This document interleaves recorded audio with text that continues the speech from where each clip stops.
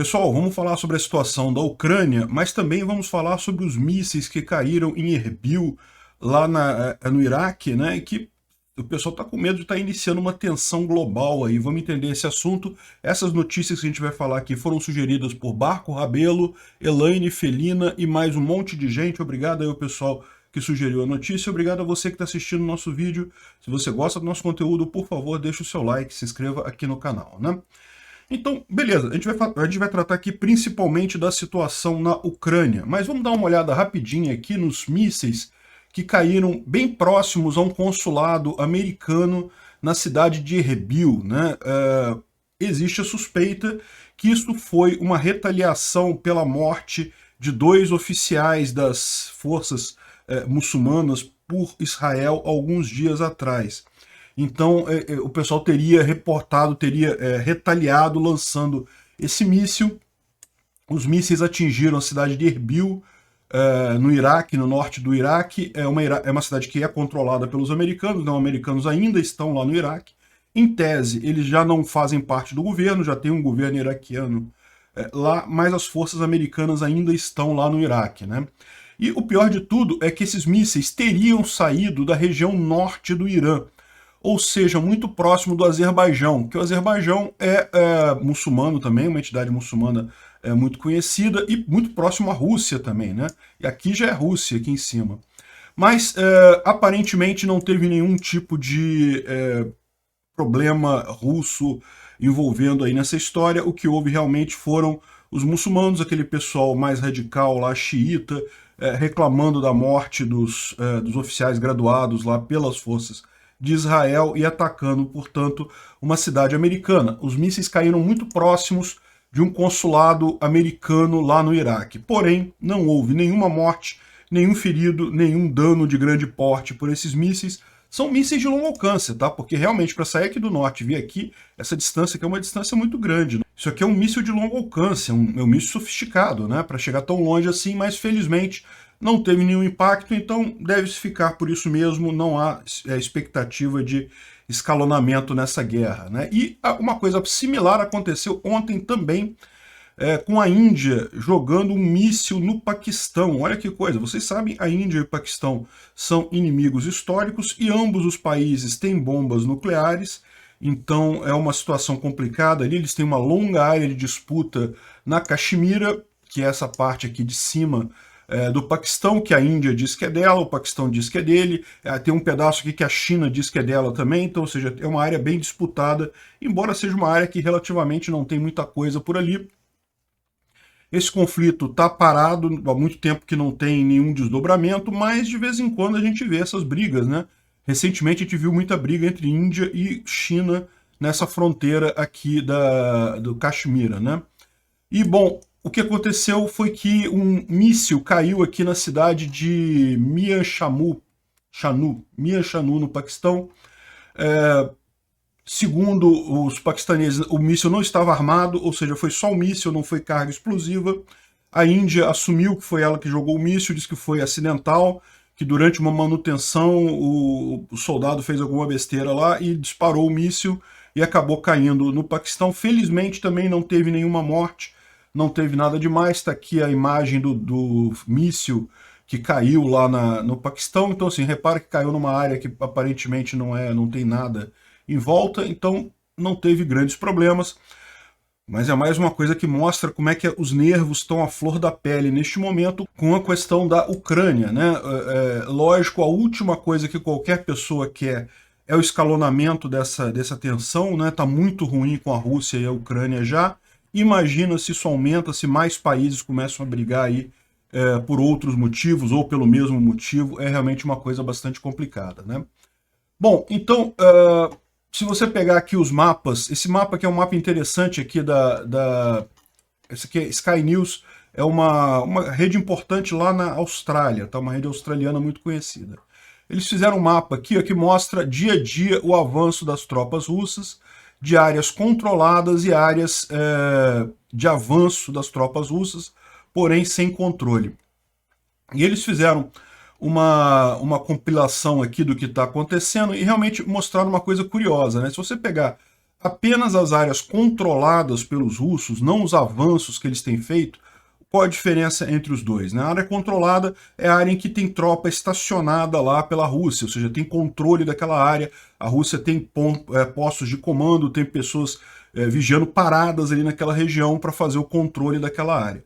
A área verdinha aqui que a Rússia está operando, mas não controla, é onde estão passando comboios, colunas, mas você não tem uma presença fixa militar russa nessa região, né?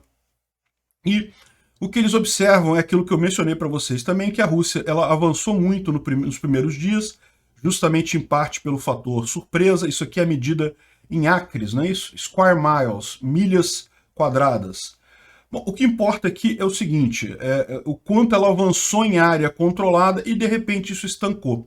A Rússia não tem conseguido mais controlar a área justamente pela falta de pessoal e pela resistência ucraniana efetivamente, né? É o que a gente tem visto nos mapas repetidamente, né? A gente olha para o mapa e a área que é controlada pela Rússia está basicamente a mesma, não muda muita coisa. Isso, de novo, eu não estou dizendo que a Rússia não vai conseguir ganhar essa guerra.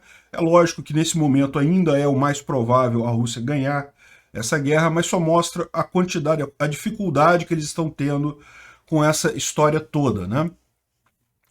Ontem, uma coisa que teve também de positivo foram os corredores humanitários que funcionaram em vários locais. 13 mil cidadãos conseguiram ser evacuados de várias cidades que estão próximas de tropas russas aqui, indo para cidades na Ucrânia, onde ainda podem se movimentar livremente, tipicamente aqui no centro da Ucrânia, de forma que daí, se elas quiserem, elas podem sair do país, podem fazer o que quiser, né? De qualquer forma, ficam mais longe da frente de batalha. Infelizmente, mais uma vez, o corredor de Mariupol, que é o mais importante de todos, que é o que estaria fazendo mais diferença, não funcionou novamente. Isso parece ter virado um padrão nessa história toda, né? Infelizmente. E, além disso, a gente teve ontem um ataque, isso aqui não tem ainda notícia em jornal, porque aconteceu agora há pouco. Isso aconteceu nessa noite do dia 13, ou seja, agora há pouco lá na Ucrânia. 8 mísseis da Rússia caíram numa área, num Centro Internacional para a Manutenção da Paz e Segurança em Yavoriv. Yavoriv fica próximo a Lviv, que é justamente a região mais a oeste da Ucrânia, né, e faz fronteira com a Polônia, muito poucos metros aqui da fronteira com a Polônia. E, segundo os ucranianos, isso é um centro internacional para paz e segurança e coisa e tal, mas certamente os russos vão dizer que eles estão visando carregamentos de armas da Polônia para a Ucrânia, né? O Putin ontem avisou que iria tratar esses carregamentos de armas como coisas factíveis de ação e coisa e tal, de ataque e coisa e tal, mas é lógico que é uma situação que preocupa muita gente, porque, repara, a Polônia está na OTAN e aí a chance disso aqui escalar rapidamente fica muito maior, né? Segundo os relatos, morreram 9 pessoas e 57 ficaram feridas nesse ataque da Rússia. Ataques nessa região próxima a Lviv não foram poucos. No início da guerra teve vários ataques por avião, por mísseis, mas é uma área que ainda está relativamente longe do conflito, é uma área que está relativamente em paz ainda dentro da Ucrânia, né? Agora, lógico, não tenha dúvida, existe muito reabastecimento de armas vindo da OTAN para a Ucrânia, a gente sabe disso. Isso é uma das coisas que tem mantido o exército ucraniano tão competitivo nessa altura toda, porque, lógico, a gente sabe que o tamanho do exército russo, por mais que ele esteja com problemas, ainda é muito maior, né? Então, uma notícia triste isso daqui, né? Eles não falam em perdas de armas e coisa e tal, mas é lógico que a intenção era essa, né? Bom, como a gente sabe, essa questão militar aqui está chegando num stalemate, ou seja, a coisa não está caminhando, nem a Rússia está ganhando, mas a Ucrânia também não está perdendo, está ficando a coisa meio que empatada. Isso é uma preocupação, porque a tendência daí é escalar a violência contra civis. A única saída que tem é do outro lado, é o lado da economia da Rússia, né? E uma novidade bacana que a gente tem é que já tem gente falando em busca de mudança de regime na Rússia, ou seja, existe a suspeita de que já há movimentação entre partes do governo russo tentando tirar o Putin do poder, porque essa seria de fato a única forma de acabar essa guerra. O Putin sabe que se ele voltar atrás agora, se ele fizer um acordo de paz muito leniente com a Ucrânia ou simplesmente desistir dessa guerra, ele vai cair de qualquer forma. Então a única alternativa para ele é ficar escalando essa guerra, aumentando cada vez, matando mais gente, cada vez forçando mais a barra. Não vão sair de lugar nenhum, não vão conseguir avançar em nada, mas também não vão desistir, não vão voltar atrás. Então, no final das contas, muita gente na Rússia está insatisfeita com essa guerra. A ideia a única forma é tirar o Putin do poder. E, embora aqui eles não falem nada sobre quem seriam as pessoas que talvez tentassem demover o Putin do poder, a gente tem aquela informação do analista do FSB, que fez algumas cartas. Eu fiz um vídeo sobre isso no dia 9 de março, um vídeo sobre de quem é a culpa lá, em que eu falo sobre esse analista do FSB, as informações que ele passou. E, como eu falei no vídeo de ontem, a gente tem uma confirmação, porque justamente há alguns diretores de departamentos do FSB agora estão sob prisão domiciliar, porque o Putin está visando justamente o FSB, está culpando o FSB pela derrota acachapante. Derrota não, pela situação na Ucrânia, né? A Rússia realmente esperava uma guerra rápida, isso faz todo o sentido do mundo. Se fosse uma guerra rápida, como as análises do FSB diziam que seria, ele invadir e o governo cair, o governo ucraniano cair, seria muito simples para o Putin essa história toda. Mesmo as eventuais sanções econômicas, depois de consolidada a mudança de regime, não faria sentido mais sanção econômica, a coisa acabaria rapidamente, e isso seria uma forma do Putin ganhar apoio popular, ganhar uma projeção internacional como o cara que, entre aspas, liberou a Ucrânia. Só que deu tudo errado, né? A Ucrânia está se defendendo com muita força, a Rússia não consegue avançar, e a gente está nesse jogo aí que, como eu falei, o Putin não tem como sair. A única maneira da Rússia continuar é tirar o Putin do poder. E quem tiraria o Putin do poder? Essa é a grande questão, né? É lógico, o Putin está fazendo uma repressão muito grande às manifestações na rua, a manifestações de rede social, esse tipo de coisa, mas como a gente já viu ontem, mesmo isso não está parando as críticas a essa guerra, né? É lógico que tem gente na Rússia favorável a essa guerra, mas a maior parte da população, ou pelo menos metade da população, é amplamente contrária a essa guerra, e à medida que o tempo vai passando, com chegada de informação de mortos na frente de combate, com a situação econômica deteriorando cada vez mais rápido na Rússia, a expectativa é que cada vez mais gente fique contra essa guerra. Evidentemente, os grandes magnatas russos, eles são contrários já a essa guerra, mas eles sozinhos não têm força para tirar Putin do poder. Quem tem essa força? E a grande questão é essa, né? O que se tem de mobilização lá, segundo informação daquele analista da FSB, se ele está falando a verdade, se realmente ele tem essa informação, o que está acontecendo é justamente uma grande briga com o Bortnikov, que é o chefe do FSB. Então o Putin deu uma batida lá e prendeu o chefe da 5ª divisão e da 9ª divisão do FSB, diretoria, 5ª diretoria, 9ª diretoria, que são acusados justamente de fazer relatórios mal feitos de inteligência.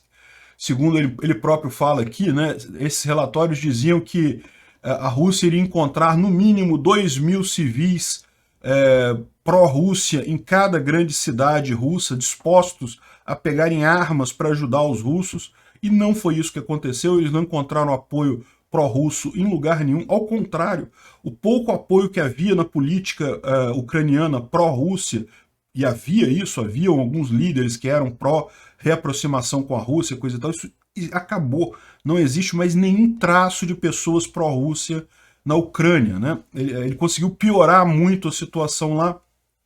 Enfim, o que ele está dizendo é que justamente ele está culpando o FSB, o Putin está culpando o FSB por essa história toda. Só que o FSB é uma força muito grande na política russa, né? O FSB era a antiga KGB, o Putin veio do FSB para a presidência da Rússia, e no momento o que está havendo lá é justamente essa grande briga. E quanto mais Putin bate no FSB, mais cresce a expectativa de que o Bortnikov se rebele de alguma forma ou apoie. Lógico que não vai ser ele sozinho, vão ser várias partes do governo, inclusive pessoas da sociedade civil, os oligarcas russos, que fariam esse tipo de tentativa de tirar Putin do poder. Não é uma coisa fácil, tá? O Putin tem um poder muito grande lá na Rússia, tem muita gente leal a ele, mas a verdade é, ele errou feio, a situação está ficando cada vez pior. E as pessoas todas percebem que a única forma de acabar essa guerra é tirando Putin. Sem tirar o Putin, essa guerra não vai ter como acabar, porque o Putin não vai voltar atrás, porque ele sabe que se ele voltar atrás, ele cai. Então, para ele, não tem alternativa senão continuar adiante, né? O Igor Shusko, que é um piloto de corrida de Stock Car nos Estados Unidos, ele é russo de nascimento, mas mora nos Estados Unidos e fala russo fluentemente, ele tem traduzido essas cartas, tá? Essas cartas têm sido publicadas pelo Vladimir Oshnikov num site de jornalismo de oposição à Rússia, em russo, tudo em russo, e aí ele tem traduzido isso para o inglês, né? E ele falou, inclusive, que a carta que foi recebida pelo Oshnikov, ele pediu para não ser colocada pública, porque poderia colocar em risco a identidade dele dentro da FSB, mas ele publicou aqui o que ele podia, e o que ele dá a entender aqui é que justamente está se armando uma oposição a Putin com o Bortnikov, que é o chefe do FSB, à frente, né?